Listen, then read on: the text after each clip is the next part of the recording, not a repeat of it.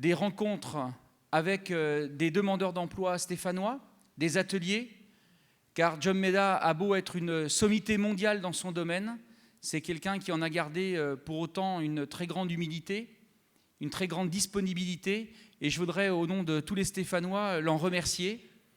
Et puis ce sont les masterclass également qu'il va diriger pendant ce mois de Biennale.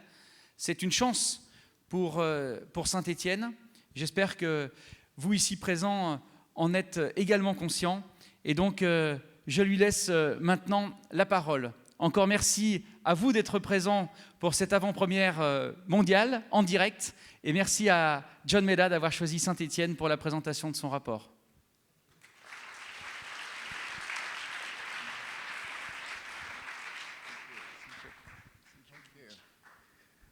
Wow, you have an exciting mayor here. My gosh, so young and handsome. So that's really great. But also the vision that the mayor has around design and the value to the community. I can see people here who participated in the special seminar with Design Tech Academy to teach people how to learn MySQL, PHP, and WordPress. And these words seem foreign, but they're important because it's the tools of the internet. And to be able to provide training to different people in Saint-Étienne, what a visionary thing to do. So maybe more applause to the mayor again, please. Thank you, Mr. Mayor. It's a fantastic vision. And I would like to thank the people from Google who are here today to talk about material design. You'll hear from them shortly. There is Kunal, Dylan, Rachel. Can you stand up, please, for a moment to be recognized? Thank you. All right. Okay. Thank you. You know, they came all the way from the US, and when I told them about Saint-Étienne, of course, the first question was, where is that? And then I said, France, and they said, okay. Because I think that we have admiration for how French culture has led in design for centuries. And so that speaks to the Google team coming, I thought, and also creating this incredible material design exhibition in the Biennale. And I'm delighted to have 20 of my colleagues from Automattic Design who come from Canada, US, Japan, and Portugal. Can you please stand up? They all came from here to be here, please. Thank you. All right. Thank you. And you'll be hearing from some of them as well. Okay, so I believe that life is very short. The older you get, right? You know, when you're younger, you have all the time in the world to waste, right? Like, I'm going to do this and do that and do this and do that. And when you get older, you realize that life will end someday soon. It used to be so far away, but the sooner it gets, you think differently. You know, one of my friends started the TED conference. Richard Saul Wurman is a dear mentor. And he would always say, when he passed 60, he said he no longer drinks a $10 bottle of wine because there's no bottles of wine to drink left, so he has to drink a good wine. And when I heard this, I thought it was an interesting way to understand life. Like, how many years do you have left to experience things? And I think about what your city is going through right now to reinvent itself in a time when the internet is changing everything. It's a great time to be here. And therefore, there's this thing called YouTube. Do you know about YouTube? YouTube, right, YouTube? So you can watch something be presented.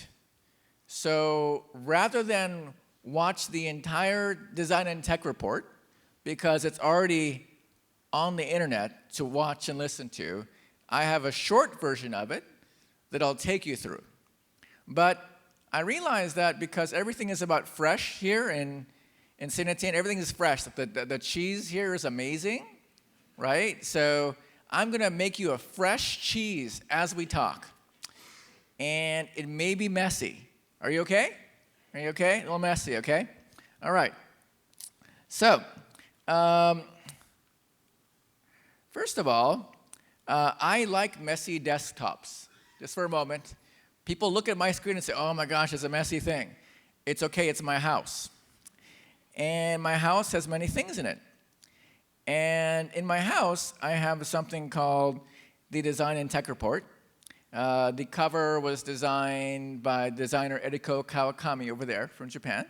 And this cover means, when I asked her to design the cover, I was wondering what her concept was.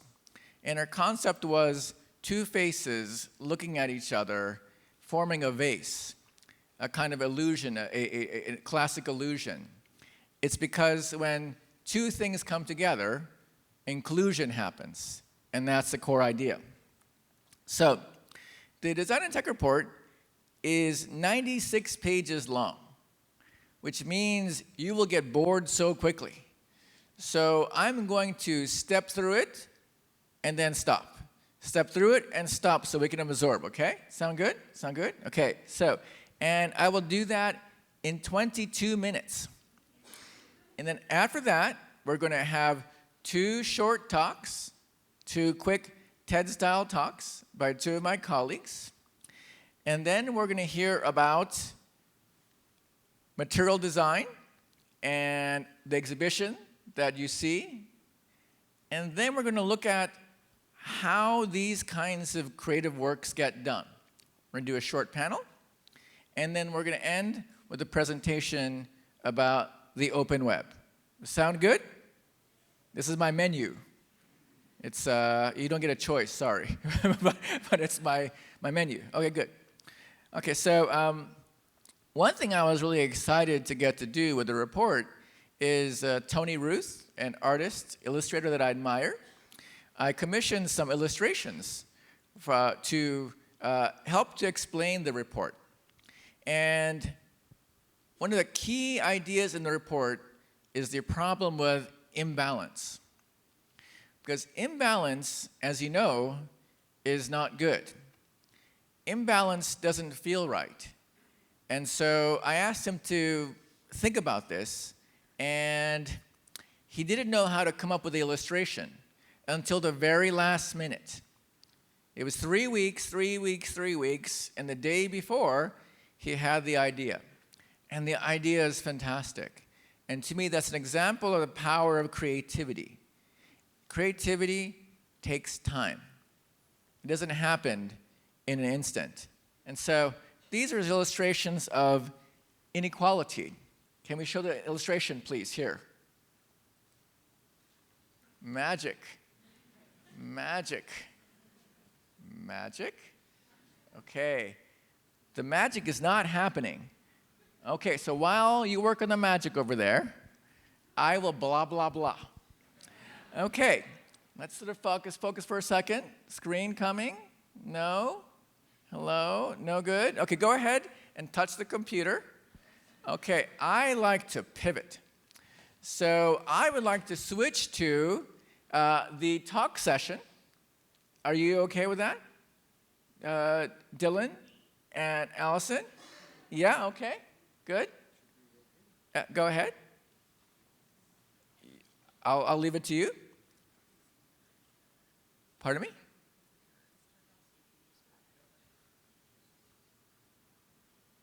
Ooh, technical support from everybody. Okay. All right. Okay. You know, what's happened is in 2019, I have so many technical problems compared to 2010.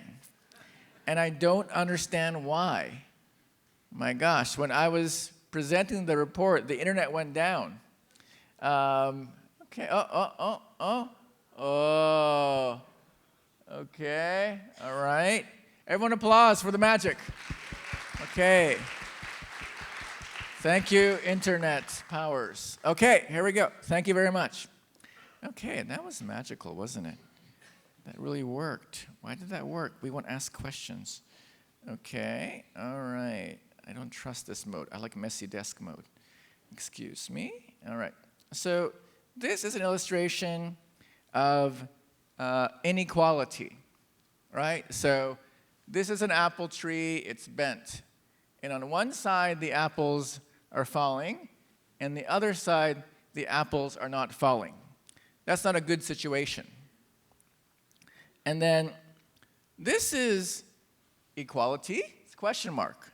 So they both have the same ladders. This person can get the apples, but this person already has no apples anyway, so it's hard. And then there is equity. This is a ladder that works on this side, but this is a big ladder, and they can reach it. But the important thing is justice. And justice means fixing the tree so it can create balance on both sides. And right now, in the technology world, it is very hard to create that kind of balance because there are so many forces impacting it all the time.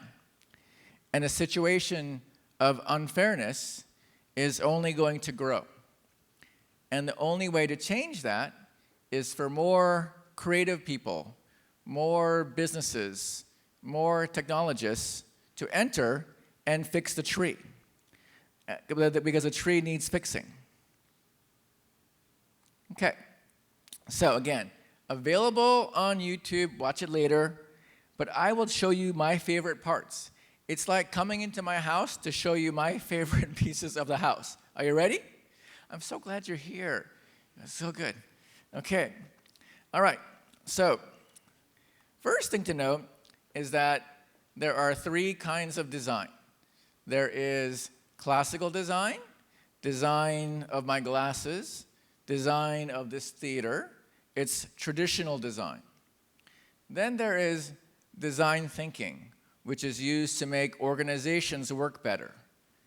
They use Post-it notes, sticky notes, markers, and it's an important thing, right, Dylan? It's important because it gets people to work together. And then there's computational design, which involves any kind of design that is using any kind of computing technology. The network, chips, graphics, interaction. There's a lot of it now, right? And there's only going to be more of it. It turns out that you cannot do good computational design without design thinking. You cannot do good computational design without classical design. And that's why having the material design team here means a lot to me, because their work represents a kind of a synergy of these three forces.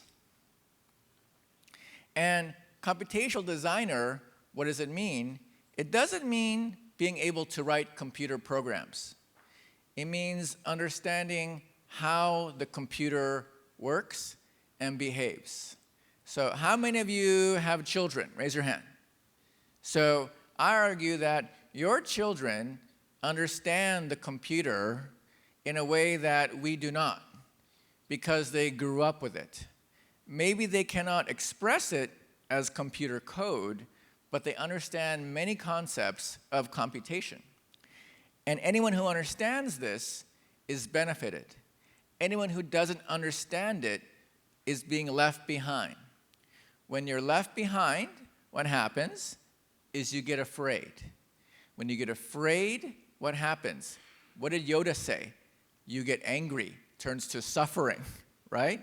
So fear is a terrible thing, and fear is growing because understanding computation is very difficult, because computation is invisible. Because it's invisible, all you can do is be afraid. But you don't have to be afraid by understanding it. And when you understand it, you can do things with it. For instance, on our team, we have a gentleman over there named Andy Peatling, who is a world-class developer and designer. And he's someone who can create anything inside the computer. And this kind of skill is something that nobody can see because he's typing. Think about if you're a painter, like a classical painter, and you have a studio. You're always dirty, right?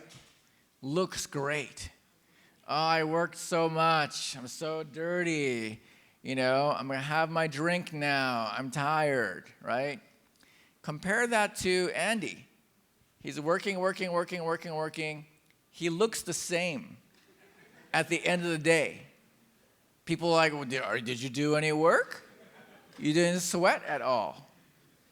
I did a lot of work, but all the work was done in an invisible world. This invisible world is a powerful world, and computation is at the center of that. Now, the reason why we need to understand computation is because computation is powering messages, and computation is powering messages that get to each of you. Like, how many of you received a direct message today? SMS message, come on, text message, right? All of you received a message. Did a pigeon deliver it to you? Did a bird, or you had a pigeon, you're special. Did a snake deliver it to you? No, it was all delivered computationally. And so now we get hit with so much information that some people want it to stop.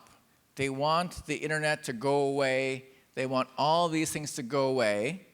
But I like how this person, Tom Rosenthal, says, misinformation is not like a plumbing problem you fix. It's a social condition, like crime, that you must constantly monitor and get used to. So for the younger people today, they grow up in this and they're used to it. For the older people, it feels uncomfortable. But right now, if you feel uncomfortable and you reject it, you're only going to keep falling further behind. Now, I want to note, I'm going fast forward here. 1 second.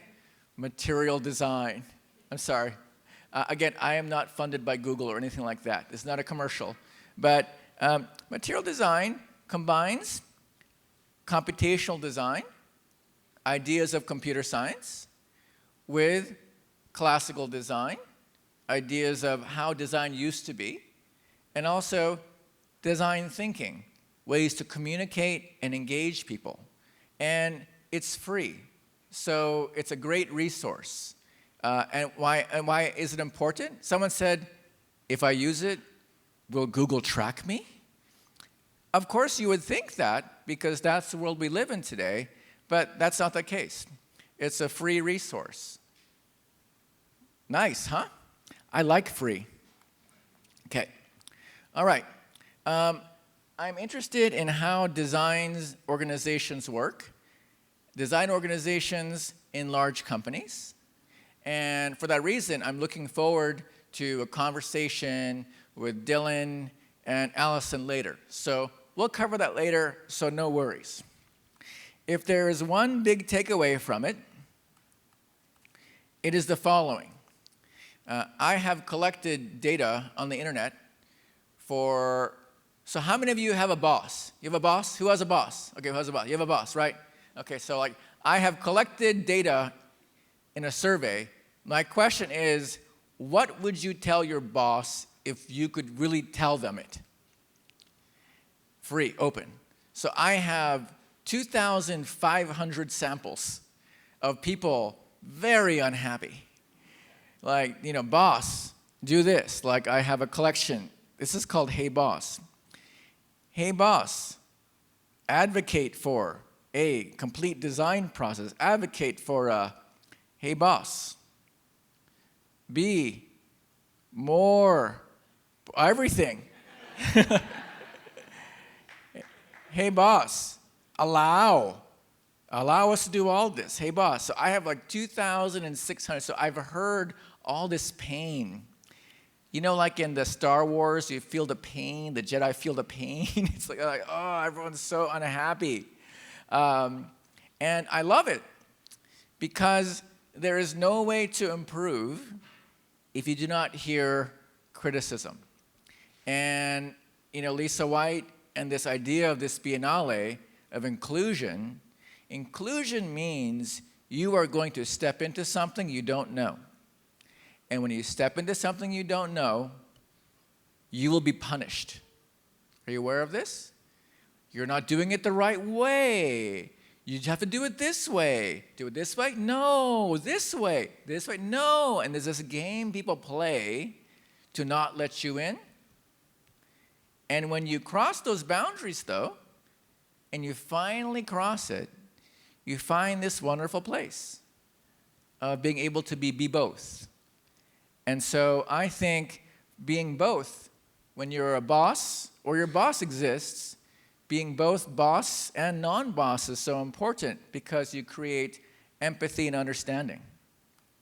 So, as you know, every headline you open, it says AI blah, blah, blah. AI blah, blah, blah. And the blah, blah, blah is usually bad blah, blah, blah. It's kind of depressing. So instead, I have a special section called Awesome Humans. And Awesome Humans is not about AI, it's about awesome humans. And Awesome Humans features different work. For instance, this is the Xbox Adaptive Controller, which was first pointed out to me by David Kennedy. And it is a video game controller for people who have a different kind of physical ability. If you assume that only if you have two hands you can play video games, but you're a kid that has one hand and maybe no hands, it isn't a great thing. But to open up the Xbox to any kind of mobility. And that's not just children. There's also 80-year-old children who have different mobility. It lets them play video games too. It's a good design. This is a design by Kat Noon. It is a application for autistic children who have difficulty speaking. And it's an iPad app where a child who cannot speak can point to different things and then have it speak for them. Now, people ask, how is this useful for anybody? It's useful if you're in a foreign country and can't speak the language as well. So these narrow kinds of designs are useful in many cases. This is an AR app by Zach Lieberman and partners. It is a, do you hear sound? Do you hear sound? Sound? Sound coming out? Okay. No sound. Oh, got an ad at least. That's exciting. Okay, you can go away. No sound? Oh, no sound. That's new. Okay, no problem. We have expert French AV technology. Okay, while you figure that out, I'll keep going. Okay? All right, we can always do... no problem, no problem. Do you mind if I remove this audio thing over here? Can I remove that? Pardon me? I can remove the audio cable. Is that all right? I can have it come from the speaker. Is it okay? Okay, be careful. Oh, scary. Okay, and then internal speakers. This, okay. All right. I'm very used to machine problems. Doesn't bother me. Okay, all right.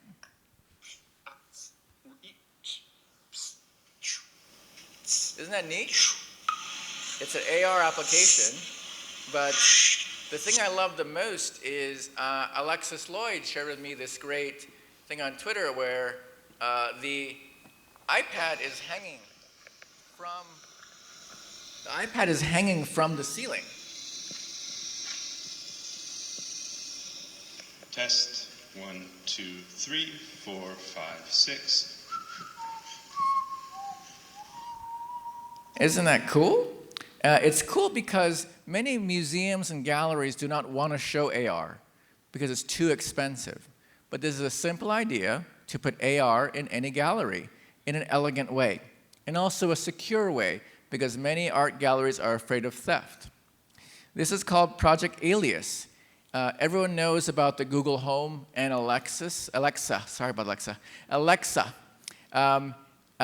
This is a thing to attach to your Google Home or Alexa so it cannot hear you.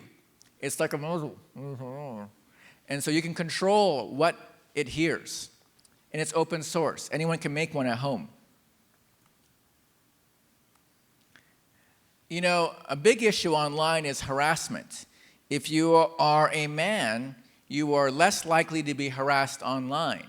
If you're a woman, you're much more likely to be harassed. And so I'm really interested in anti-harassment tools. So MIT has a project called Squadbox, where when people are being attacked, you can access your friends to protect you by reading your email, like a living spam filter. And so that's an example of people helping each other versus depending upon machines to help us, which I think is very powerful. Because the harassment hurts, and the best way to address it is with your friends. And so if you had a technology solving it, it would only solve one problem. It wouldn't solve the pain problem. And these are two films that I enjoy. If you haven't seen Pearl, I recommend you go home tonight and watch it. It's quite unique.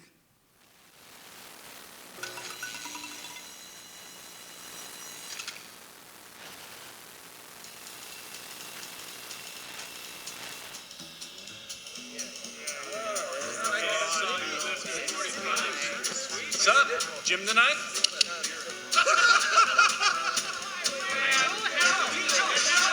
Welcome to BRO Capital. Yeah, so you'll be up on the 4th floor with investments and, what? The Tigers are up by 20? Yes! Anyway, it's entry level, but your resume was by far the strongest. I'm sure you'll fit right in.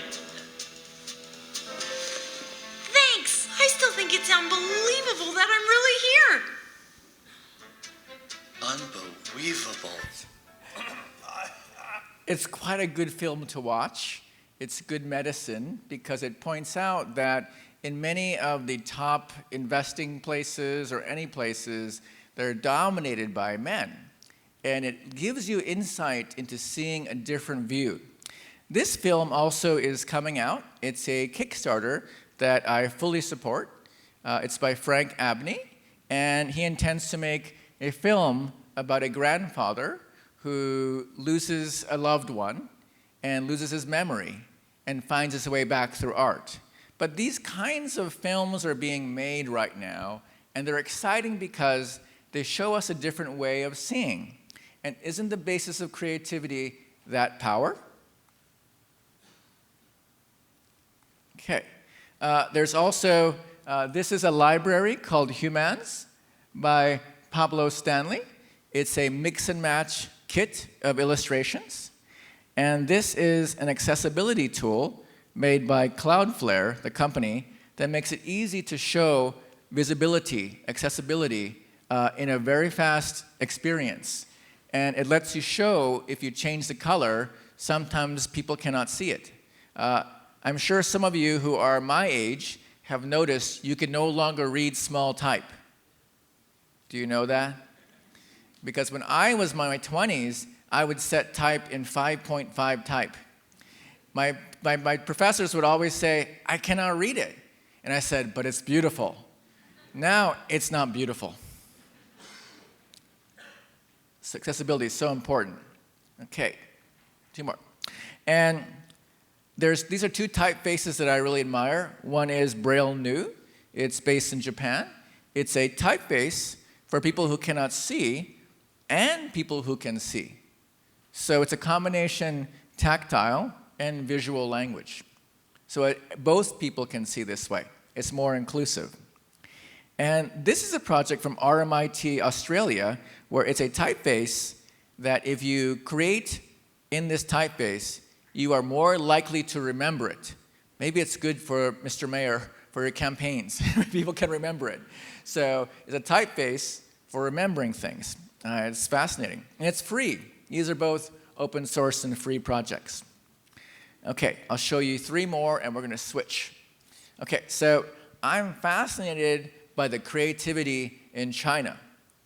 I think yesterday at the round table, the question of Chinese and design creativity came up. But China has been creative for thousands of years. And so now China is finding ways to take that traditional creativity and connect it to internet creativity. And these are my 2 favorite examples. So you know how you could ask, if you have an iPhone, you can ask an iPhone to do calculation, like 2 times 3, or 4 times 5, or 2 to the 4th power. Sometimes if you ask Siri a big number, Siri is not very smart. So Siri will keep calculating the number. But I love this example. In this case, they asked Siri, what's 1 trillion to the 10th power? What's 1 trillion to the 10th power?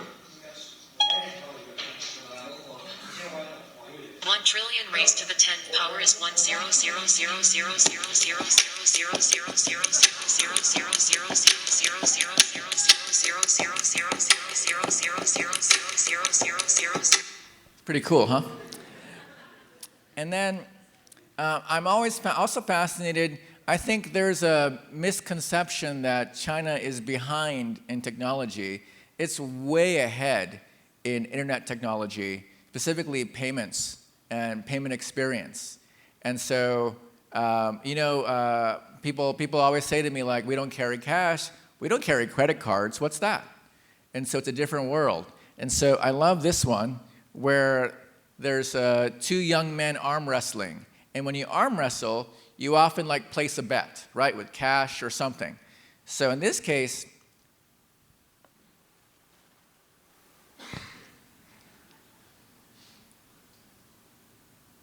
and then a QR code payment. Isn't that cool? Okay. Last example of awesome humans. Because France has so many awesome humans, right? It's like it's an awesome place. So this is my favorite one. That's why I listed last. You know how people talk about Facebook ads? And Facebook ads can target you. They know exactly who you are, and they can deliver you an ad from some company. So I love how this person, a friend of Jeff's apparently, probably Alexis too, at TechAbrain, she's an artist, designer, technologist type person, and she taught children how to use Facebook ad targeting. But because it's children, they have better ideas than us adults. For instance, there's an ad for no school on Mondays, and they're targeting the audience of where to send the ads. So imagine opening Facebook and getting an ad, no school on Monday. Maybe no school on Monday, huh? Or this one is my favorite, global warming is no joke. So imagine if you had ads like this all the time. Or lastly, save the animal habitats. So you can say that the technology is dark, but that depends upon how you use it. And I think what's so important today with anything involving the arts and technology, culture and technology, design and technology, is to sort of ask these kinds of more open-ended, awesome human questions, because that is what's going to improve technology. Because technology needs more of this kind of input, this kind of change. Imagine what happened if only scientists had access to the ability to take photographs. What if only scientists could take pictures?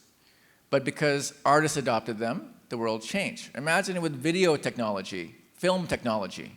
That was only a tool of technology. But artists change how that is used. So in the same way, computation is important for more people to understand and master and create new culture by being inclusive of this new kind of work. Okay, so that is Design and Tech Report, and we're now going to go to my colleague, Dave Martin. Dave Martin, come on up.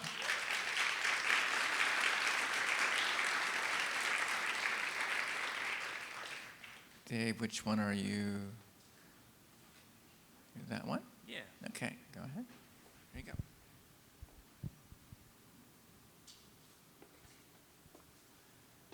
Grab your stuff. This is it. Nope. All set. Hi. Thank you for being here tonight. I'm excited to be here, and I consider it an honor to be able to share something that we use at Automattic to create more inclusive products. Actually, to get a better feel for who is in the audience, who here makes a living as a designer? By a show of hands. Okay, quite a few hands. 2 more questions. Who works for a company that is smaller? So 30 or fewer employees, by a show of hands? A couple, okay. How about a larger organization, 30 or more? Okay, most of the audience. Okay, perfect. So Lisa didn't know that I was going to call her up, but in an article that she wrote prior to this conference, she said something that I thought was great. She said, we need more women, minorities, differently abled people, and people from other backgrounds to be able to have a say in designing the objects and systems of our future. And I really, really love that. I think there's 2 ways we can do that. One is we can have more diverse designers hired at our companies. The other option is to have more diverse set of customers that we interact with. So there's a story of a young woman. She was tasked with doing some user research at a post office.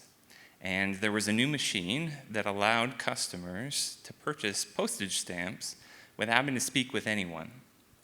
And so this young woman stood at the door and opened the door for customers coming in and asked them why they were there. And an older gentleman comes in, and she could tell that he was kind of struggling to just walk.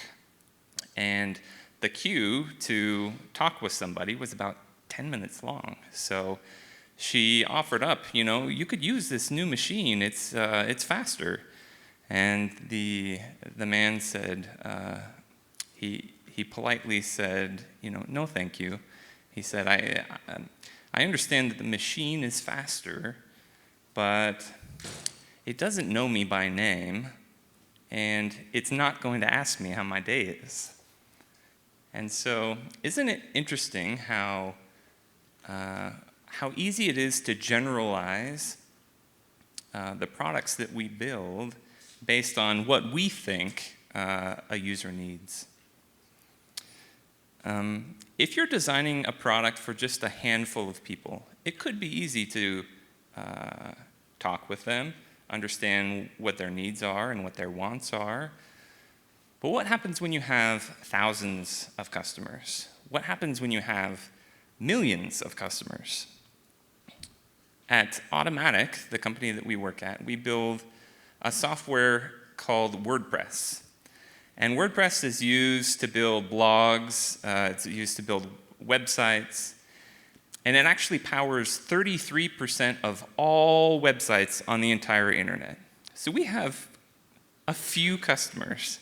We have 69 designers that are spread out all over the world, and we have over 800 employees total. So we are a fully distributed company. We don't have a company headquarters at all. Being geographically distributed means that we already have kind of baked in these diverse ideas and principles that just because of where we live. But because we don't have an office, there's no place to bring people in and do user research. So we had to get creative, which we like doing. And what I'd like to share is just a simple 4-step framework that we came up with to help ensure that the design that we produce is inclusive. And we call this the 4 planets. Now, the first planet there is Planet Discover. The second one is Planet Hypothesis. The third is Planet Deliver, and then there is Planet Listen. So I'll go through each one of them now. Planet Discovery is where we talk to customers. We seek feedback from them and try and gather as much data as we can. Then we use that data during Planet Hypothesis to come up with as many ideas as we can. The idea here is to go very broad before we go deep with any one design. On Planet Deliver, the goal is to build the feature or the product and then to launch it. And then finally, on Planet Listen, we have the opportunity to listen to our customers, to watch them use our product and continue to iterate and improve. So the interesting thing, this is such a simple framework. It's 4 steps, it's 4 planets. But it can often be hard for designers. You'll find that designers have a tendency to want to live on a planet instead of orbiting each one of the planets. And so a couple of things to watch out for that I'll point out here. So one tendency we see is a designer that might want to live on Planet Discovery, just wants to sit down in a hut with a bunch of customers and always stay there. And the unique thing about Automattic, well, another unique thing, is that we don't have any dedicated customer researchers. Instead, we ask that all of the product designers do user research themselves. Another pattern is a designer that just wants to ship things, just get stuff out the door, doesn't want to bother with talking to anybody, doesn't want to follow up after something has shipped. And then a third pattern is somebody that likes to ship things and then iterate based on after it's out the door. And so just using this framework is a reminder. It's a very simple way to show and to reiterate that there need to be 4 steps in the design process. And it's been a big success so far, even though it is simple.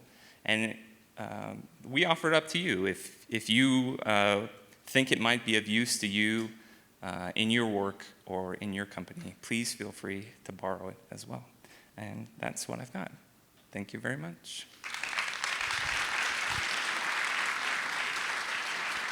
One more before we go. So Dave, so 4 planets, right? And we have to not live on the planet. We have to orbit them. Yep. So why is it that the Planet Deliver is so popular? I think that's going to be different for every company, right? So Automattic is based on an open source software, and open source is all about shipping, right? So the pedigree of our company is getting stuff out the door, and historically that's what we've been rewarded for as engineers and designers. And so being able to move past that, being able to understand who our users are, what they're trying to do, and then translating that into the best design for them, and then afterwards being able to follow up and continue to iterate. We had a historical path of launching things and then moving on to the next thing very rapidly. And now we pause and we say, how can we improve what we just shipped? Thank you. Thank you, Dave. All right. And if you want to learn more about the 4 planets, the co-inventor, Bree and DemQ, is somewhere over there. Raise your hand, Bree. And then there's also the person who wrote the copy, text, Ian Stewart over there. So if you're curious about the model and you want to use it, they're right there.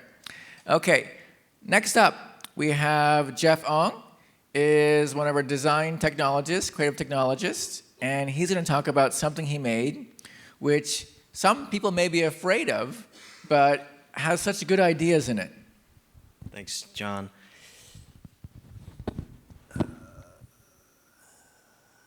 First, I want to thank you all for coming. I want to thank the mayor. I don't get a chance. I've never thanked a mayor before in my life, so thank the mayor of Saint Étienne for inviting us to hang out here. Okay, where are my slides?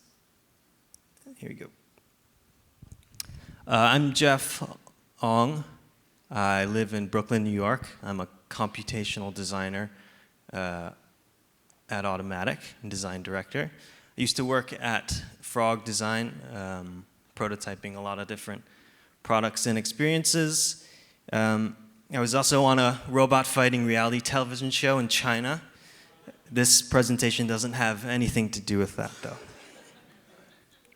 Okay, I'm also going to start with some questions. Who here hand washes their dishes?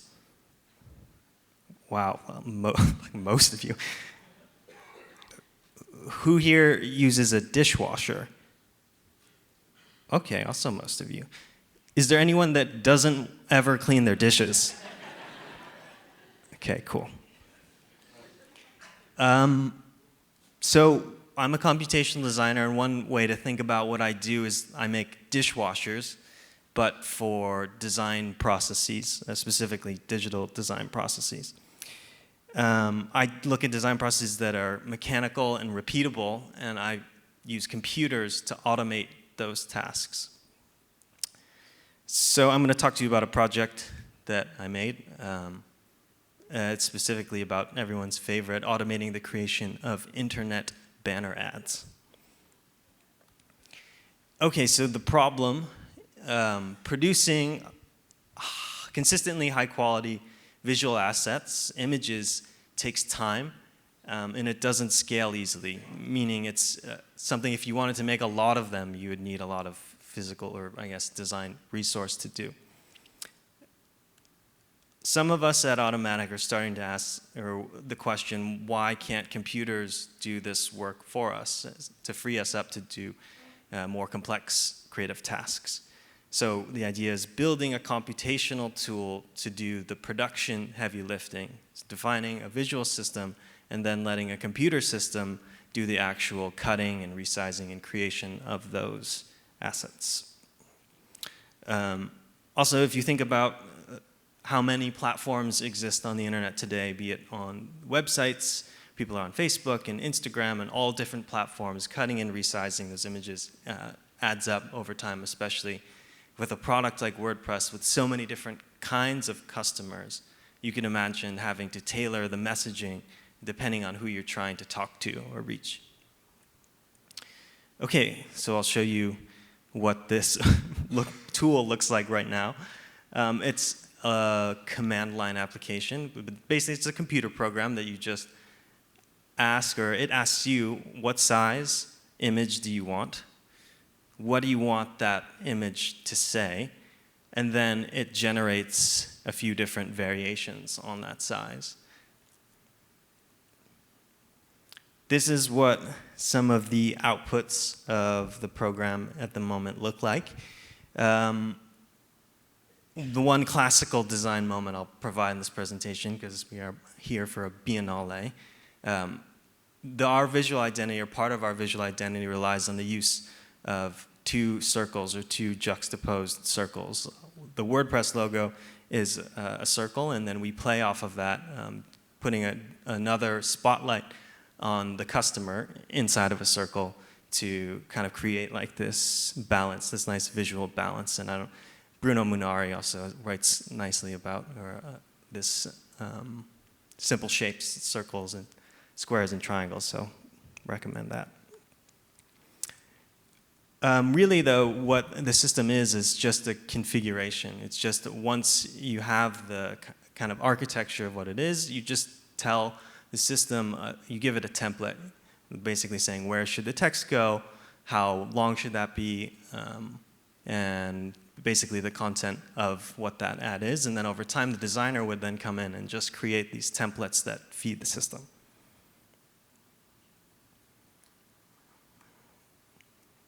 So what are the advantages of using a dishwasher? One, it is more efficient. We're not a huge design team, so having a system like this helps free up designers' time. On the quality end, you might think, oh, it's a computer system, so it can't produce as beautiful images as a human can, but it actually can produce more consistent images. A lot of times we'll work with freelancers or outside agencies to develop content for us but that can come back not as great as we hoped because they aren't as familiar with what we do. And then finally, as you create more and more images, eventually a computer system will become faster at making these things than a human designer at a certain number of images. I'm not going to talk about these diagrams, but yeah, it doesn't seem appropriate. But if you want to learn more about the project, go to automatic.design. I wrote a little bit right up on here, and you can also read about the 4 planets and other experiments that we're up to. And also, I'm just going to fish for some Twitter followers here. If you go on Twitter right now, I pinned a tweet, and if you wanted to respond to this, my job or life would be so much better if I could just automate. You fill it in. Okay, that's it. Thanks for listening.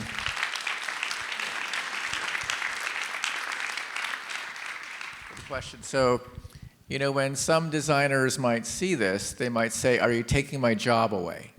What's your response to that? No, you get to focus on more complex, interesting problems. Why would you want to spend your life just resizing where a face goes in Photoshop? But maybe. Thank you. All right, thank you, Jeff. All right. Okay. Next up, we have Rachel and Kunal. Come on up. Okay, I can close this. I can close this. Okay. Thank you, Dave. Okay, oh, Kunal. You didn't pay for 2, you paid for 1. Oh, okay. All right. So you're an expert at using the system. Go ahead. Okay. Thanks.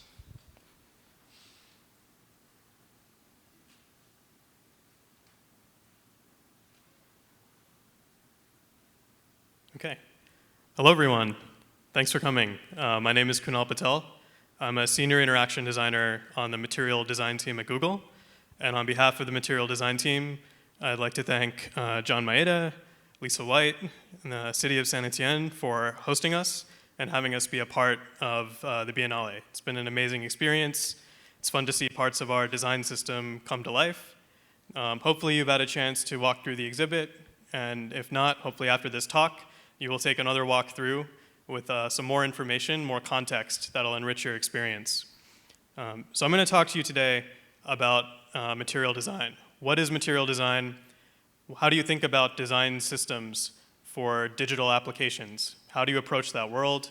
Maybe you're a traditional designer, a classical designer, as John was alluding to. Maybe you're a computational designer struggling to scale with your company. Maybe you're new to design entirely and are looking for a way to understand the apps you use every day a little better. So material design is a design system. It's a set of guidelines, patterns, resources, and code that we provide for free to the community to design apps and websites across a number of devices. We introduced material design publicly in 2014. It started as a way at Google for us to unify all of our different products and their design and user experience. We wanted to give users a bold, beautiful, consistent way to use our applications, and then we open sourced that guidance and the code behind it. Material design is a system, it's a digital system, but it's based on a lot of classical design concepts and gets its name from thinking about what would paper be like if it was in a digital world? What would magical paper do? How would it grow? How would it rise and fall? What special properties would it have that could help users accomplish their tasks in an interface easier? Since we launched in 2014, material design has been used to create millions of applications on Android, iOS, and the web. In that time, we've also learned a lot. You know, we've orbited planet Listen, that was referred to earlier, and we received a lot of feedback. And last year, we took some very big steps in addressing a lot of what we had heard. The first is that it turns out if you create a really strong set of guidelines that people enjoy and turn to for advice, they tend to follow those design guidelines very, very closely, maybe to a fault. It's great for a user's experience and understanding if all apps look the same and behave the same way. But for you as a designer or a brand, that's not so great. You want your brand's personality to come out in your app. You want people to feel a certain way when they're using your application. And by following the guidelines so closely and not necessarily understanding where they could deviate, many designers were sticking to the core examples or principles that we had. The second is that as computational design becomes a bigger industry, we realized that providing just design or design guidance was not enough. Developers were going off and creating their own versions of these components, their own interpretations of our guidelines, which is totally fine. We encourage people to be inspired by our work and build on top of it. But for users looking for the canonical experience, I want to add a button to my application. What is the canonical material design button? We didn't have a great answer for them. And so we took it upon ourselves to create open source components, code that anyone can use and download, that provides the authoritative and complete view of what our design guidelines look like when they're rendered in an application. To address theming, we extended our guidelines and we extended how we think about design. We wanted to provide more room for brands to express themselves while staying true to the usability that made material design so successful in the past. So what we've done is we've opened up our design system, our logic, to allow room for expression and tried to guide designers, developers, teams on how to best take advantage of these properties to express their brand in a way that's still usable, consistent, and delightful to users.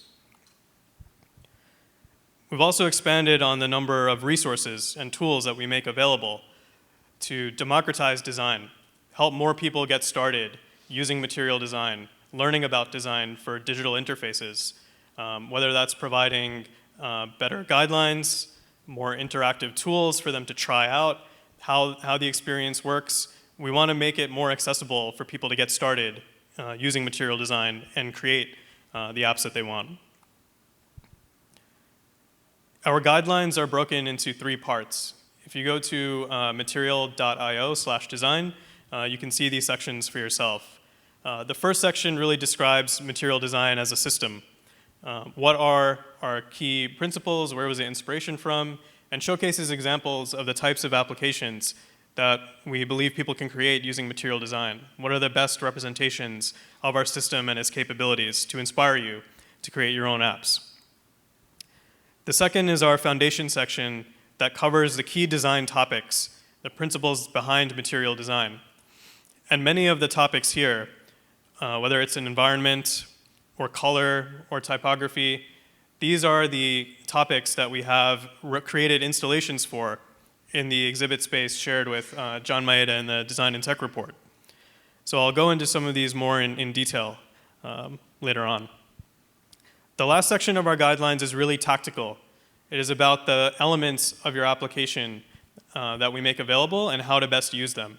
How do you use a button? How should you think about using a text field? How should you think about the navigation components that we offer? It's our best practices, our do's and don'ts for how to build an effective user interface. I mentioned that we released open source code for all of this design work. That's also available from links on our website under our develop section. And we also have a number of tools that we've introduced to help support the design process that are available in our main section of our website.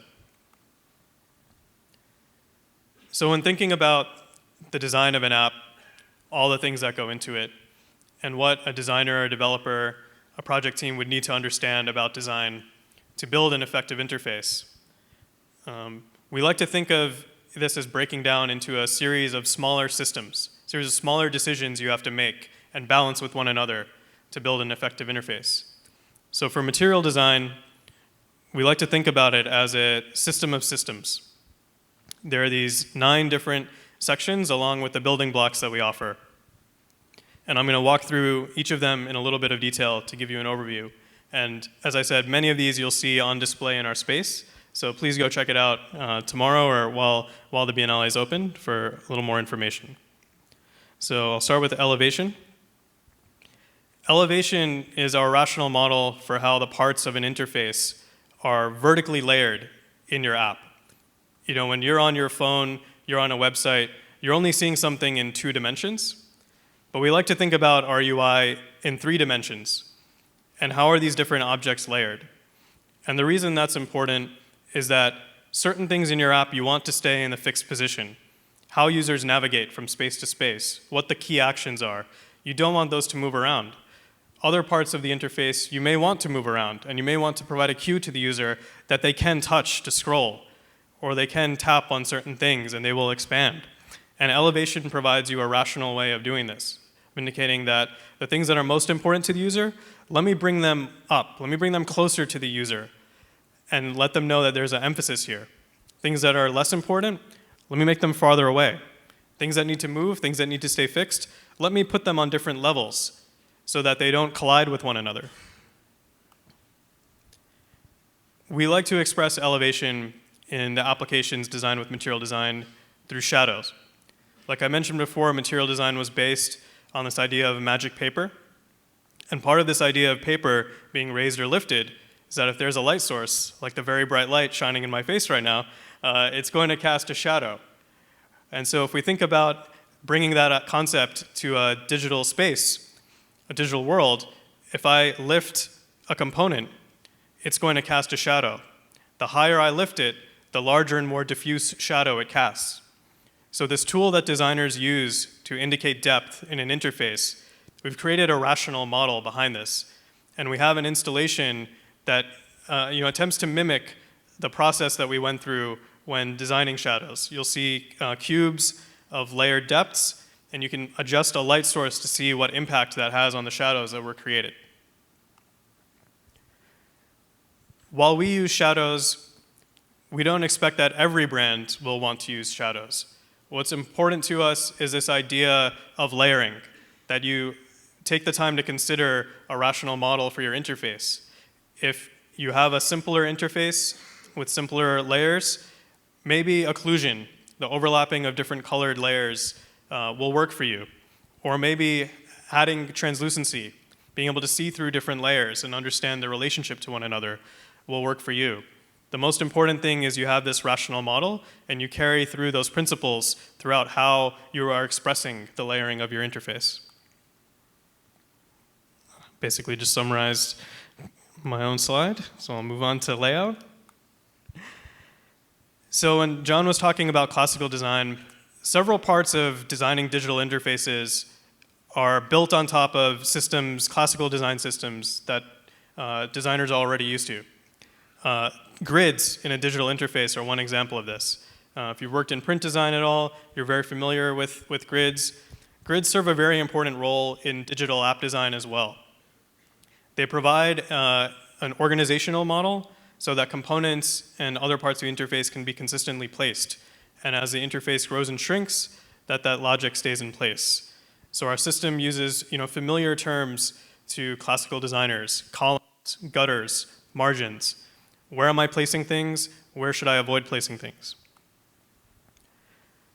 Where this is useful is every element of your interface should adhere to a placement on your layout grid, so that as the interface grows and shrinks to accommodate the device sizes of different users, or moving from a large website to a small mobile phone, there's intent behind where the items are being placed and how that can translate without you, the designer, having to do the work every time to design for every single size of screen that you might have.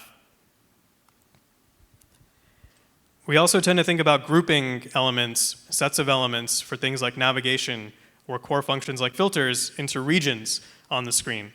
And so that as your device size grows and shrinks, these groups can remain in mostly consistent places or move to very rational and consistent areas of the screen to help a user understand where that functionality has gone.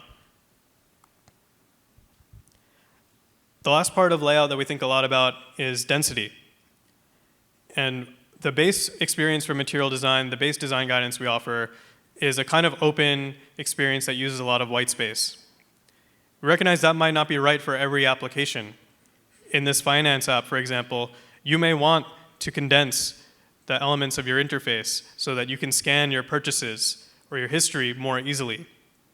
So thinking about density is important, and where is it okay to shrink the space between elements, and where should you leave that space alone?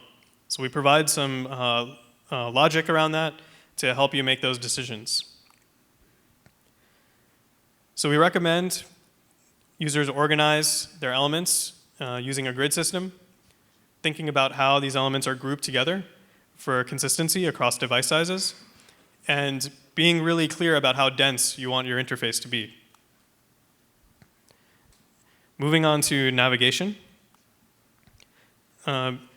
Navigation refers to how users move around within an app or between apps in an interface. And navigation can take on many forms. You know, we don't think about it consciously too much, but we rely on a lot of different methods to use the apps that we do every day. We may use dedicated components, like this purple bar at the bottom of the screen, which is our bottom navigation bar, to move between key sections of an interface. We may be navigating through the content itself. We might tap on an album that we want to listen to and go to that album page in particular.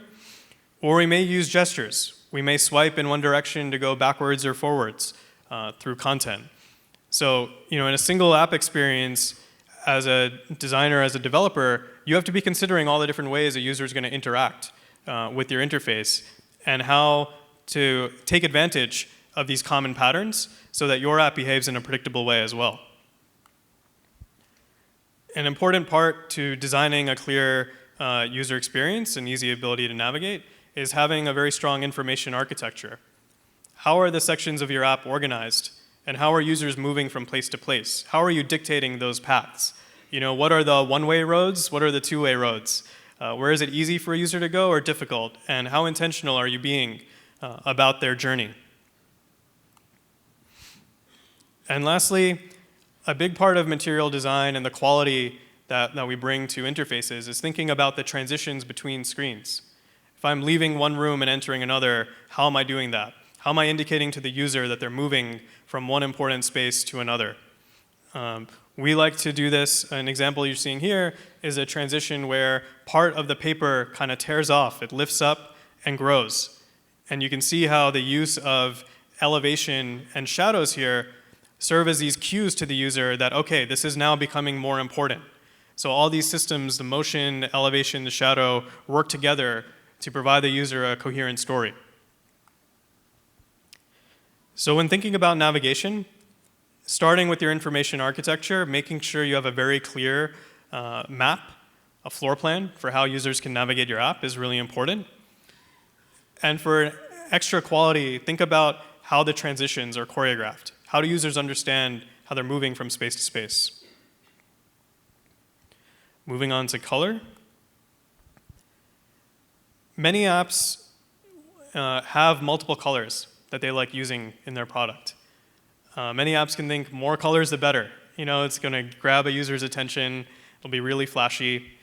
The challenge can be that without a very coherent color story, users won't know what's important, what's not important. When color is being used to indicate that you can tap or click on something versus when it's just being used for emphasis.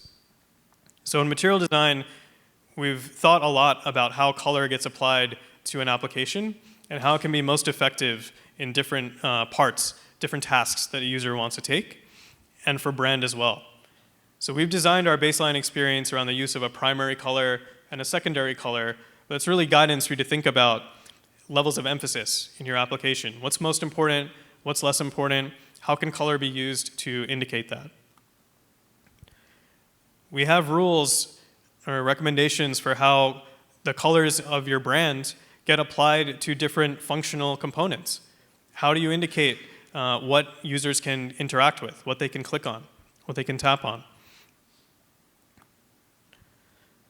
As part of our tooling, we also we have our own color tool that lets you check the values of a particular color for its contrast ratios. Is this going to be a color that a user is going to be able to see clearly, even at a small size? how can you check this ahead of time before you use this color everywhere and then realize, okay, now some of my users are having problems seeing this? So our color tool recommends whether to use black or white text on top of that color, and at what transparency you should use that for a kind of baseline user experience. This scale may look familiar to you if you've been through our exhibit. It's our tonal color system. It's a proprietary mechanism we came up with for generating a scale of colors based on a single provided value. What's really helpful here is if you have one brand color, two brand colors, you may wind up needing 5 or 6 in your application for different levels of emphasis or hierarchy. And this model gives you a way of doing that. It brings back some classical design thinking around numbering colors rather than referencing them through code to make it easier to communicate between different members of a team what colors you want to use and why. So in our exhibit, you'll see a very fun set of steps for 2 colors, purple and orange, and the different levels in that scale. So color is something whose usage can be very subjective. I think what we've tried to do in material design is give designers and teams a way to think more critically about their usage of color and tie it to a purpose, whether that is for brand, for visual expression, or for utility, that the most important and actionable things in your app get your boldest colors. We also have tools available to check your brand colors and generate a palette of colors that will work for a wider range of users. Typography is another classical system that we've kind of updated or modernized for computational design. Hierarchy in type is not a new concept, but it's important not just for print design, but also for digital design as well. Our type scale for applications has 13 levels. We don't use all of these levels in every single application, but most of these levels have a very particular purpose when tied to functionality. What's important here is that the same kind of typeface and weight get carried through for key elements so that users start to build an understanding of the things that they can interact with or the things that are being reserved for content. So for example, our style for buttons, the things you click on, gets carried through across a range of situations, across a range of designs in an app, so that users can start to build an understanding of what's interactive. We also set our type on a 4DP, which is a density independent pixel, grid. It sets this vertical rhythm down the page that lets the eye kind of scan type more naturally. And again, this is more of a print concept that you wouldn't necessarily think carries over to digital. All of our components are designed to work on this 4-dip grid, this baseline structure, so that using our system, you naturally get the benefit of a user's experience kind of scanning down this page. We also recognize that all applications are not going to be designed for a single language. You may be supporting a range of languages, and there are certain considerations you need to take into account when choosing your typefaces, choosing the size and the weights in a digital interface, and what can grow and shrink. So we have some information available on that as well. So type, again, similar to color, these other things, it can be used to provide hierarchy for emphasis. We offer a scale as a starting point, as a guide for your own typeface to consider. And a lot of these classical concepts of layout and hierarchy come through in computational design for us in typography as well.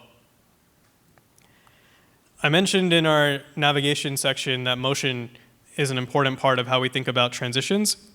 Motion has a lot of other uses in digital applications as well. You can express feedback, show status, or educate users about the system. It's also a moment to express your brand personality. Speed can be an important part of how users perceive your app as well. If it's too slow, it can feel like your app is slow, not responsive. It doesn't understand the user's intent. It's not responding fast enough to their needs. There's also an opportunity to think deeper about the choreography. When do things move in and out?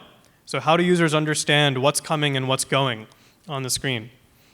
This idea of choreography is very important to how we think about motion because it helps users understand the interface better. And on the personality standpoint, motion can be used to indicate, how friendly a brand might be, how smart it's trying to be, how professional it is, through messing with timing, with easing, with different aspects of motion design. So this can be an important area to distinguish your brand. So motion can be a great way to express feedback, user interaction, or states for a moment. You want to have an appropriate amount of speed and choreography to your transitions, and it can be a great tool to express personality. When material design first launched, and thinking about paper, a sheet of paper comes with square corners, right? Rectilinear corners. We didn't want all interfaces designed using material design to be that orthogonal. But again, the strength of the guidelines kind of led people to work with that as a working assumption. What we've done since then is opened up our guidance on how to use shape, how to think about the corners of your interface and its key elements, and what that can do to help users understand the interface. So shape can be used as an accent to really indicate what's important or what needs to be emphasized. When it's different from everything else, it really helps it stand out.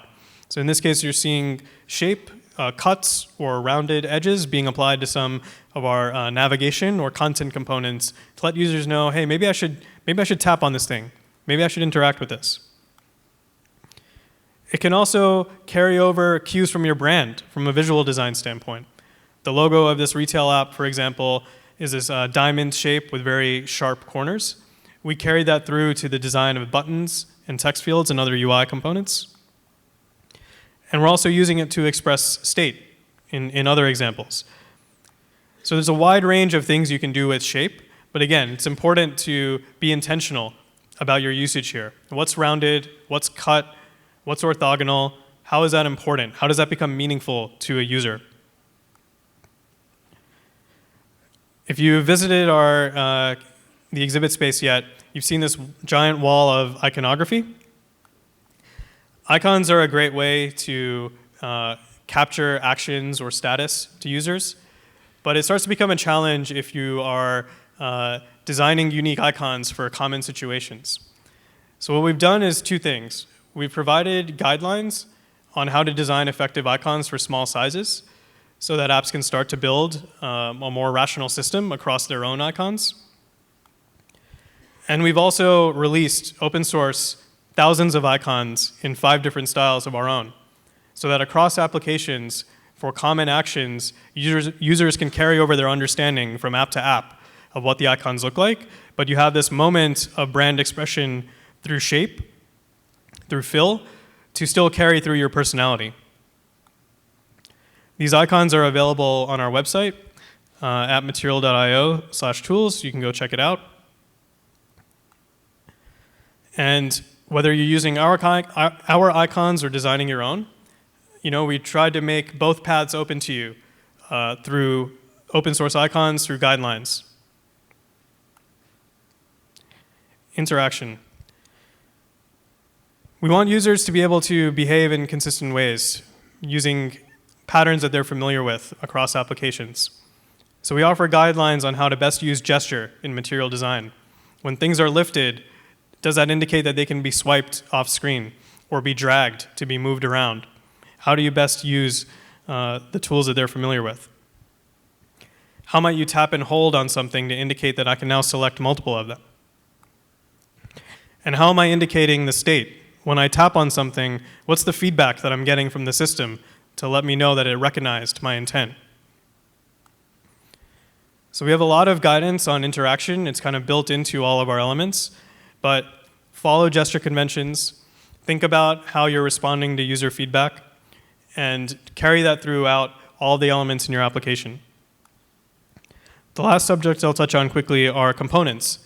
These are the building blocks of the material design system. These are the core elements of your application that you use, and these are also on display in our exhibit on large poster boards. We have illustrations of a number of these.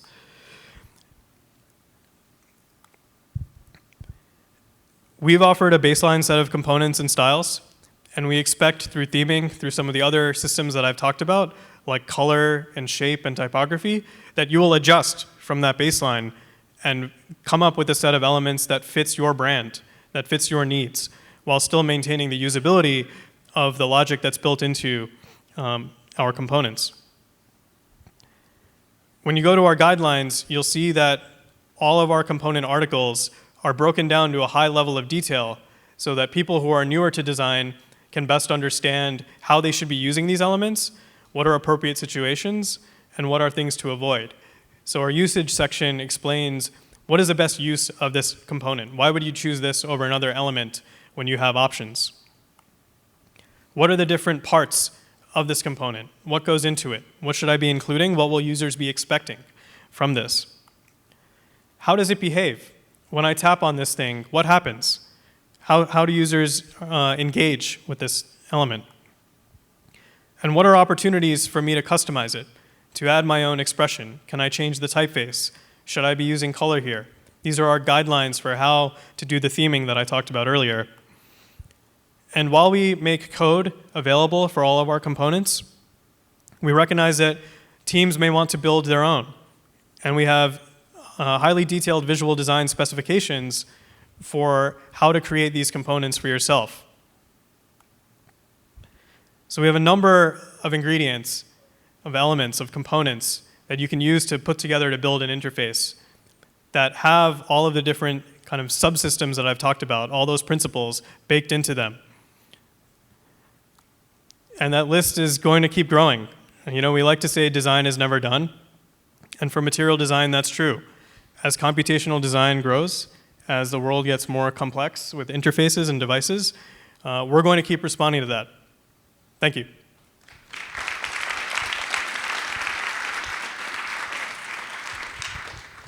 Now that's like the third time I've watched that presentation, and I finally understand it. No, I say that because it's a hard concept. You know, we use WordPress, and WordPress is hard to understand when you start. But as you keep understanding it, you understand that it's powerful. And every time I watch material being presented, I'm like, oh, that's what that was, that's why. And so I would like, how many of you have seen the exhibition of material design? A good half of people, so please check it out, because the exhibition makes it easier to understand everything you saw there. And our scenographer, Clemence, is she here? She was, can you please stand? She is the, applause please, she's the designer that took this computer language, essentially, visual language, and made it things that people could touch. I saw, there's a table that shows elevation, made out of plastic, lucite sheets. And I saw children running by it and moving the components around. Now, we nicknamed this Kunal's baby, this thing. So tell me how it felt to see people touch that and understand this complex stuff you're describing, and they just got it. It was kind of a magical experience. Yeah, you know, we've talked about and thought about material design as having these elements of dimensionality, as being based on physical experiences, but to get Clemence's help in bringing that two-dimensional vision to life in 3 dimensions was pretty great. So, one more question, actually a comment. So, like, you know, when you make things, it's not easy to make them, right? So we had multiple meetings where this table was described, and Clemence had this vision, and she wouldn't give up to make the vision happen, but it was dangerous because it could fail. And what I loved is that the material team, listening to Clemence and seeing her passion and her expertise, said, let's try it. And what happened is everyone came, and it was tense to get it going. And tell us about that moment when it actually worked. Yeah, I think you captured the big, dumb grin on my face when it all came to life. It was a pretty magical experience when it all clicked together. Thank you. All right. Clicking. Okay. So I wanted to share that because, I mean, you know, Lisa and the team have been making this all happen, but there's a lot of people behind the scenes who make everything happen, who make everyone look just a little better, if not awesome. And I want to do a special section on two people who move things around, and you may not see them. They're in the shadows. But I want to bring them out. So Dylan and Allison, come on up. Okay. Do you have one more microphone somewhere? Over there. I see. Oh, I see it. Okay, good. Come on up. Okay. All right. So, thank you. It's over here. Okay. All right. Okay. Okay. Have a seat. Go ahead. Have a seat. All right. Okay. Yeah. These are hot seats. Okay. Wow. You have light. Wow. How's that feel? Feels good? As good as it could. Feels All good. right. So I like to do impromptu things because then we find things in it. I have a piece of paper in the back room I have to get. So I thought the two of you can just talk with each other like they're not there. And just talk, and I'll come back. I told you this was going to happen. I wonder if we should introduce ourselves. Oh, yes. Yeah, that's a good idea. Do you want, Allison, would you introduce yourself?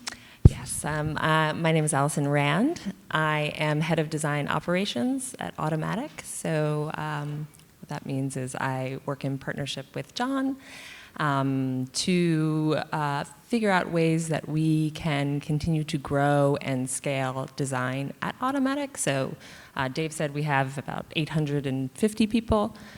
We have 69 designers, and so my job is to figure out ways in which we can develop all of those designers in terms of their individual desired growth paths around whatever it might be, creative technology, emotional design, product experience, but also figuring out ways that we can support the product work with our designers. So where they need to be, what they need to do, what are their priorities, and how we line that up to how our product gets rolled out. I wonder if you could tell my mom that when she asks me what I do, because you say it so. Do you think she would say understand? It so well, Because my father doesn't understand that. My name is Dylan Martin. I'm a program manager on a team at Google called Design Relations.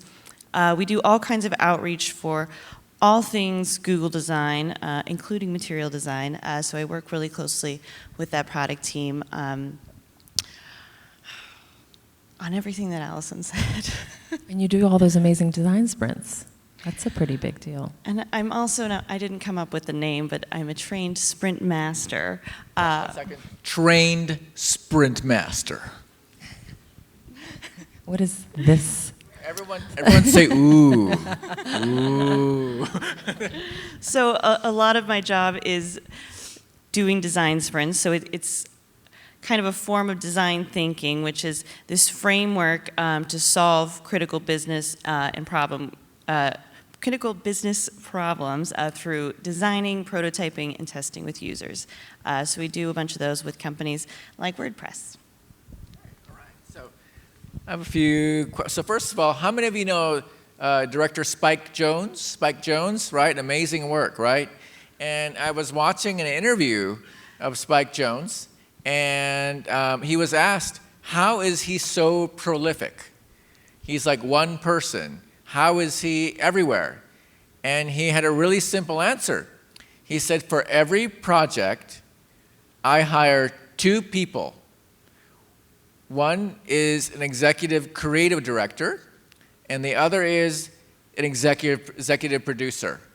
And they work together to bring my vision to life, and they are especially good, so they bring their ability to operate and to have creativity, and magic happens. Now, when you hear that, are you surprised at all, Dylan, that this is a thing? I'm excited by it, I guess. I mean, I obviously know how great producers are, being one myself, but I'm excited that teams outside of tech are starting to realize that operational folks are super critical to the creative process. Because I mean, especially artists such as Spike Jones or you have all these great artistic ideas, but you need somebody to kind of funnel those thoughts into something that can serve users. So I'm excited about it, I guess. What's your reaction? I'm not surprised. Although I do agree with Dylan, it's something that is not really that I guess is taken for granted in some ways. But all of the best partnerships that I've had in my career have been those kinds of relationships. So there's this like yin-yang component to how a creative director works with a producer, and we talked about balance a little bit before, and there is this balance that partnership brings, and there is the balance, and there is the opportunity to kind of take what the creative director, again, like the vision is, and put that into action, as well as being the other side of the voice and framing things in ways that a creative director might not have thought of. So I can imagine sometimes the creative director or any creative person working with a producer person, maybe they can be not good people sometimes. I'm not naming any people. But there are difficult situations and easy situations. When you think of creative leaders, what are good examples of how creative leaders can work well with producers? That's an interesting question. I've worked with a lot of different types of creatives, I guess, and I think something that's benefited me the most in that relationship is just getting feedback from them. I think a big part of producing is kind of adjusting your style to work best with that person. I mean, some people just want, an email list of here's the stuff we got to get done today, and other people want you to approach that in a more creative way. And so I think having this continuous feedback loop going both ways is super important. Yeah, I would definitely agree on the feedback part. But again, I continually go back to what one of my great partners, Alexis Lloyd, said when we were on stage together at some point, is that she sees her role and my role as being inextricably tied. And so I think the best relationships, the best kind of partnerships from creative directors is when they really do see the value of what our role brings. Because if they don't, our role just gets relegated to like, did you do the work? Did you hit the checklist, the punch list, the spreadsheet? Did you capture the meeting notes? And you're not actually using like the more expansive parts of the role. So what you're saying, they have to understand what you do to take full advantage of what you do. And you have to go to which planet? Planet Listen. Get it? 4 planets. All right, commercial. So last question. What advice do you give to someone who seeks a career like yours, who's realizing like you love creative work, you're inspired by it, and you want to operationalize it? If there's someone out there who's thinking of that, what advice do you give them? You want me to go first? Okay. I'd say work with as many different kinds of teams as you can. Again, just going back to the amount of different teams I work with at Google, everything had a different style, different roles. It's really important to get to know, what does an interaction designer do versus what does a visual designer do, and just understand how to work best with them. And I think the details of the role aren't quite as important. I've learned everything I know about design while in this role. My first phone interview for Google was for a job to work on our conference, Google I/O. It's a developer conference. And the interviewer said, okay, so it's a developer conference, how do you feel about that? And I literally Googled while on the phone with him, what is a developer? And I mean, I learned and I figured it out, and so all those details kind of came into place later after I built those core skills of just understanding how to work best with teams. I love that you told that story because I also did not study this, and when I found out that design management was something that you could study, I was like shocked. But what I would say to anybody who wants to be in this role, there are 3 things that I think are super important. You have to really like people, because it is a people job. It's a relationships job, it's a communications job. At the end of the day, you are the person who needs to be connecting all of the people. You need to have an interest in systems, because the work that you do is only impactful when you think about the broader context. And then the other piece is curiosity. So going back to our planet's metaphor, I think it's really important to have some sort of foundation in if you can, or ride along in research, because it helps you understand just how to do that in your role. Customer research, user research, design research, whatever you want to call it. It just gives you the better foundations as to how you respond to all of the incoming and the inevitable avalanche. Controlling the chaos. Yeah. So how many of you have worked with a producer before? Raise your hand. And how many of you think that person is absolutely essential when you're doing stuff? Thank you. See that? That's good. There we go. Thank you. All right. Thank you. All right. Woo. All right. Well done. Thank you. I got that. Thank you. All right. Okay. And for the finale, I'd like to invite Alexis Lloyd up to the stage. Welcome, Alexis Lloyd. Thank you.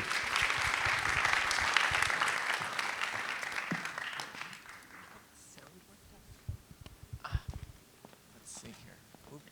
Oh, okay, that's exciting. Okay, all right.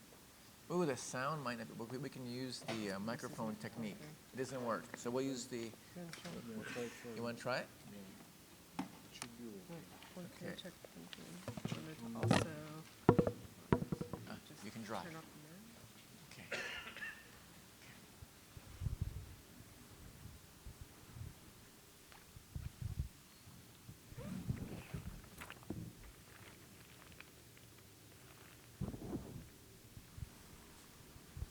Oh, and by the way, we're going to have a special ending. We're going to have Dunyemu Borobo, Head of Studies at La Comédie National Drama School, based here in Saint Étienne, to have a special appearance at the end. So everyone get ready for that. Oh, not yet. It's going to be the special ending. Okay.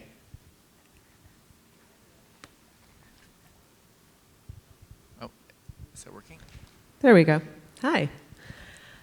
It's great to be here this evening, and I'm standing between you and drinks, so I will keep this entertaining and to the point. I'm Alexis Lloyd. I'm the head of design innovation at Automattic, and I wanted to talk a little today about the open web.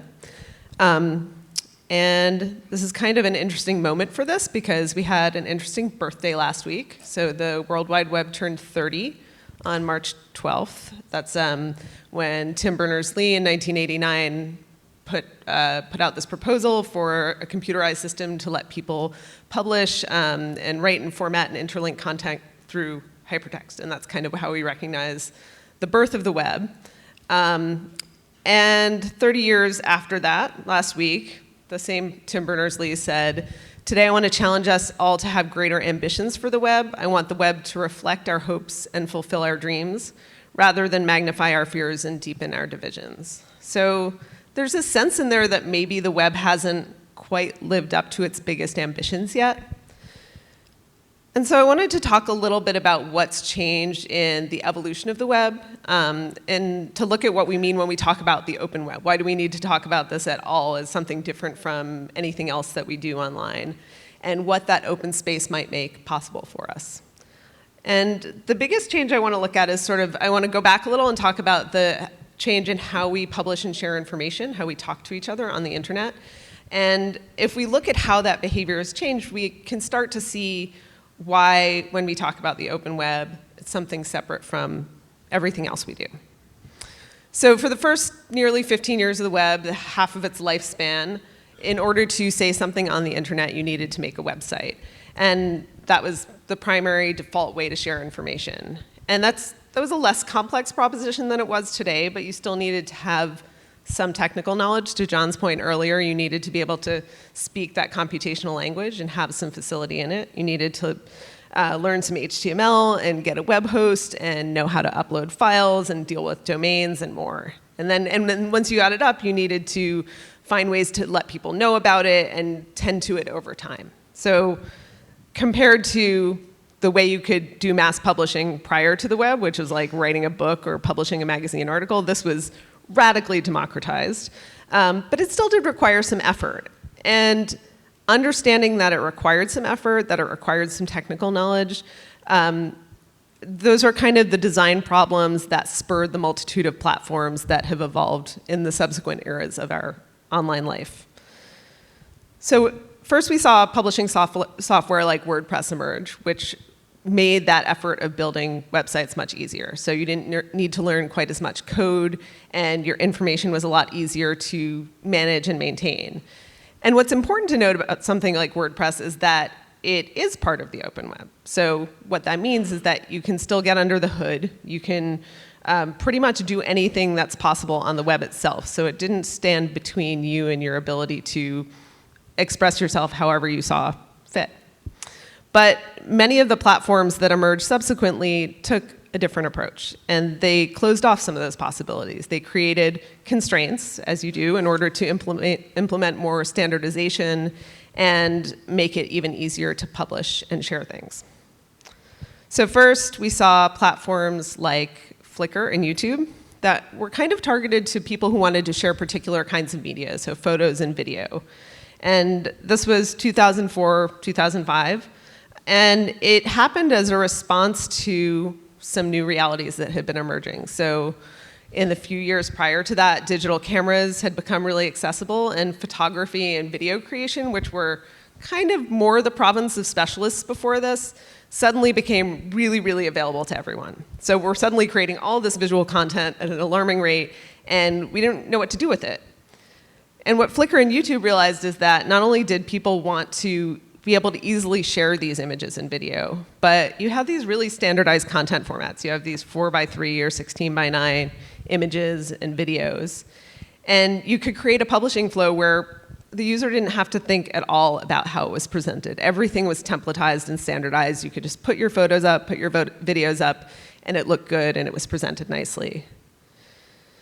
And it became not only easier to share, but you could also connect to a network of other people who use these platforms, which also made it easier for people to discover your content. You didn't have to do quite as much work to get your information out there. And this was kind of the seed of the power of these platforms. So a platform could do both of these things really well. It could connect people with each other, and it could reduce the amount of work needed to publish. And those two affordances together combined to a massive impact in the rise of social platforms. So in the early internet era, we're here. Like, the open web is everything. That's pretty much all you can do. And then in like 2006-ish, making websites isn't the only thing. Now you have these media platforms, which were good for specific kinds of publishing. And it made the use case for making a website a little smaller, but it's still pretty dominant. But that all changed pretty radically in about 2007 with the explosion of social media platforms. So there had been earlier experiments, things like Friendster and MySpace, but a pretty dramatic shift happened with the nearly simultaneous launch of Twitter and the opening of public access to Facebook. And again, these platforms did these two things really well. They obviously doubled down on this idea of connecting people and making information more findable by using the network of people as the primary vehicle for discovery. And people who hadn't had the skill or interest in making a website can now share and communicate with each other, especially with the people that they cared about the most. But they also took that standardization that was kind of a natural side effect of photos and videos and applied it to not only photos and videos, but also text. So the tweet and the Facebook post limited the content format in a way that now allowed all kinds of information to be presented in these standardized, similar, consistent ways. And you see the sort of reflection of that efficiency of publishing in this Wired article from 2008, where they're like, if you have a blog, get rid of it. These, what do they call them? Social multimedia sites like YouTube, Flickr, and Facebook have since made publishing pics and videos as easy as typing text. So there's a shift away a little bit from working to make your own thing because these platforms are making it easier. And on top of all of this, around the same time, the iPhone launched. The same year, 2007, all this stuff happened. And we all know that the impact that this had on everything, and I'm also like so charmed by the size of that iPhone in Steve Jobs' hand. And so in the several years that followed, you saw the rise of this mobile app ecosystem in concert with the kinds of platforms we just talked about. And together that made the idea of web publishing take on a really different character. So instead of the more kind of formal, intentional, labor-intensive process that it had been several years earlier, sharing something on the web became much more casual and personal and easy. So rather than being this dedicated activity that you sat down to do, it happened opportunistically between other moments in your life. It was a random thought shared between meetings or photos you snapped on the street. We're all very familiar with this now. And then we saw products and platforms that doubled down on publishing as this like constrained and casual and ephemeral act with experiences like Snapchat and Instagram stories and Facebook stories that brought that concept of ephemerality, that I don't want to share something forever, I just want to kind of express myself in the moment. So all these things together are kind of making publishing much easier. They're taking it from this like long form dedicated format to something that feels much more casual and much more interstitial. But then we also saw a platform emerge that kind of weighted on that other side of the spectrum as well. So Medium comes along and applies that simplicity and that ease of use that social platforms afford to longer form writing. So now they've successfully decoupled I want to say something serious on the internet from I have to build and maintain a website. So we've gone from a world where the open web was the default, and it was the only way to share information online. And now we're in this space where anything you want to say online, in any medium you want to share it, there's a closed platform to do that on. And when I say a closed platform, I mean you can't get under the hood in any of these. You can't like experiment. You can't do something that is fundamentally not afforded by the way the platform is designed. And that's great in some ways. There is that efficiency, there are these network effects, but also because of the way that these platforms have evolved, the web feels kind of smaller and more constrained in 2019 than it did in 2005. The possibilities feel limited by the prescriptive nature of the platforms that we use. We sort of assemble into these neighborhoods and spaces that have been designed for us. We write on our writing platforms and we share on our sharing platforms and we kind of artfully compose photos on our photo platforms. And these privately owned public spaces of the internet are our de facto watering holes. And so we've all become expert users of these platforms, but we're no longer makers in the same way. And you may think, well, who cares? Like, I don't want to do the work. I just want to communicate. I don't want to have to make my own thing to do it.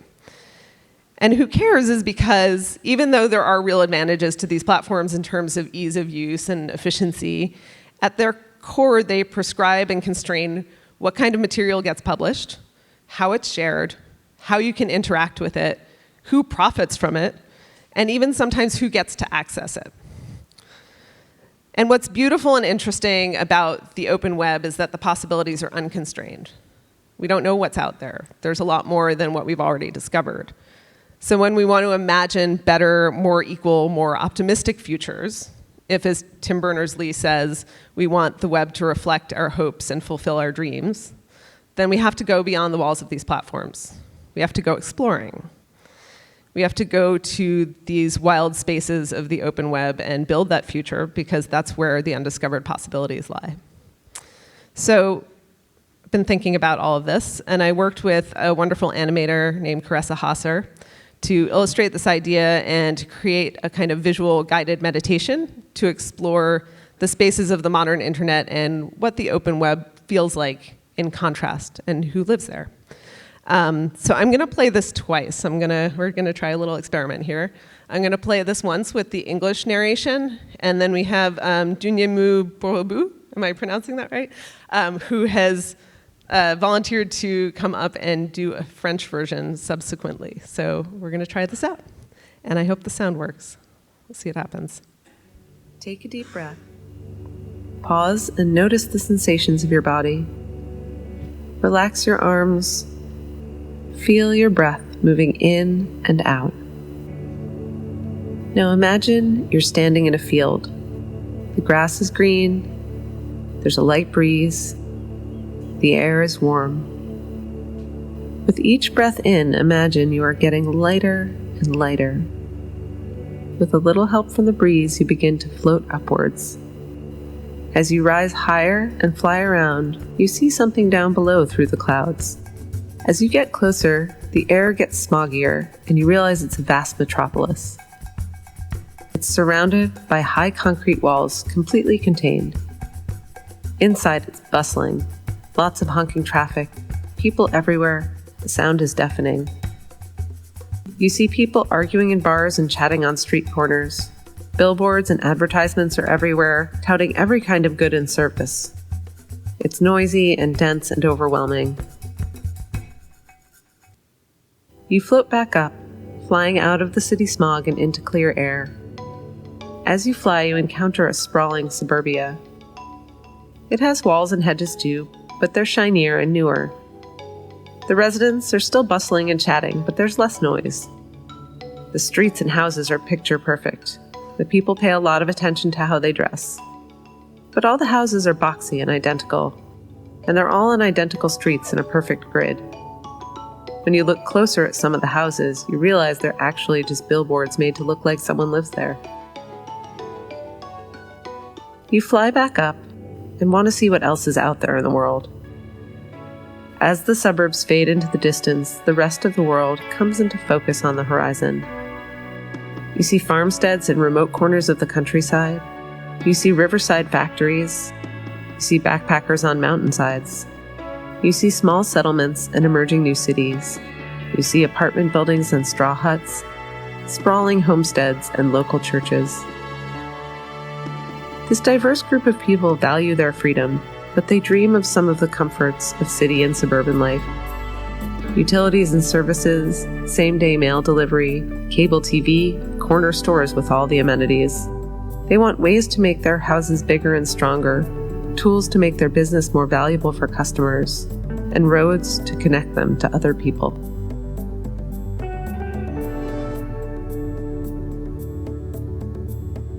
Eventually, you fly past the last settlement and find yourself back in an open field. And as your breathing slows, you get heavier and heavier until eventually you settle back down to earth.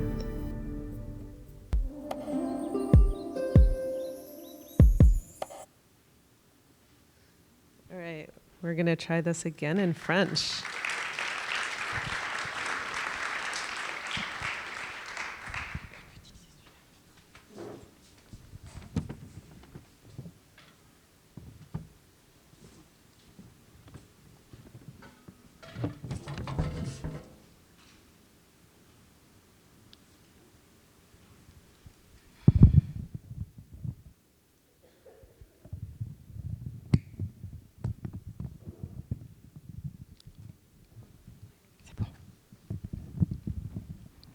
Prenez une profonde inspiration.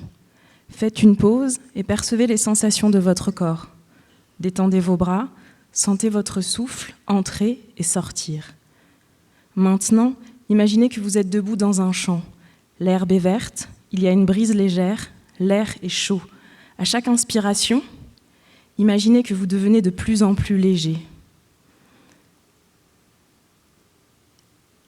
Avec l'aide de la brise, vous commencez à flotter vers le haut.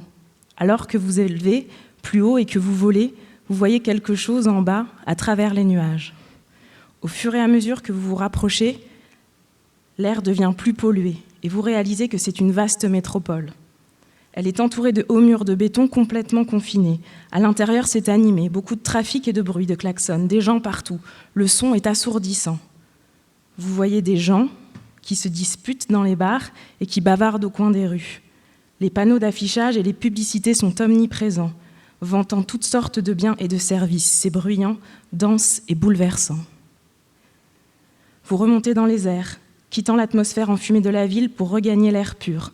Pendant votre vol, vous apercevez une banlieue tentaculaire. Elle a aussi des murs et des haies, mais ils sont plus éclatants et plus récents. Les habitants sont aussi très animés et discutent, mais il y a moins de bruit. Les rues et les maisons sont parfaites, comme des images de cartes postales. Les habitants sont très attentifs à la façon dont ils s'habillent. Mais toutes les maisons sont carrées et identiques. Elles sont toutes dans des rues identiques, dans un ordonnancement parfait. Lorsque vous regardez de plus près, certaines des maisons, vous réalisez que ce ne sont en fait que des panneaux d'affichage installés pour faire croire que ces maisons sont habitées. Vous prenez à nouveau de l'altitude pour voir ce qu'il y a d'autre dans le monde. À mesure que les banlieues s'effacent au loin, le reste du monde apparaît à l'horizon. Vous voyez des fermes dans des coins reculés de la campagne, vous voyez des usines au bord des rivières, vous voyez des randonneurs sur les montagnes, vous voyez de petits villages et de nouvelles villes en devenir. Vous voyez des immeubles et des huttes de paille, d'immenses propriétés et de petites églises. Les diverses populations qui habitent ces contrées apprécient leur liberté, mais elles rêvent du confort de la vie urbaine et périurbaine, services publics et commodités, distribution du courrier le jour même, télévision par câble, magasins de quartier proposant tout type de services. Ils veulent des moyens pour agrandir et consolider leurs maisons, des outils pour rendre leurs entreprises plus attractives pour les clients et des routes pour les relier au reste du monde. Finalement, vous survolez le dernier village et vous vous retrouvez à nouveau dans un champ. Et à mesure que votre respiration ralentit, vous devenez de plus en plus lourd, jusqu'à ce que vous finissiez par retrouver la terre ferme.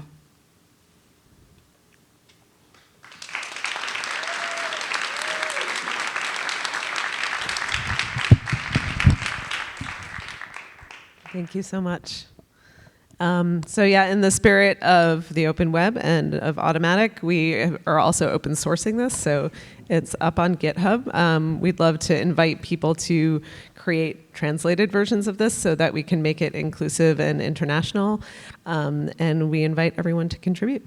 And with that, I will turn it back over to John. So one more hand for Dunyemu, please. Thank you. Thank you. Thank you. Fantastic. Thank you. All right, so thank you, Alexis. One more, thank you.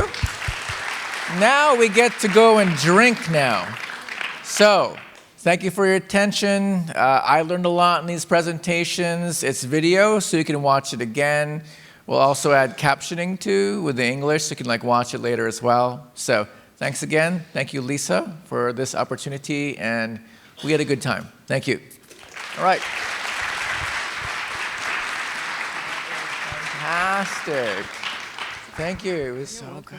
Yeah. That was fun.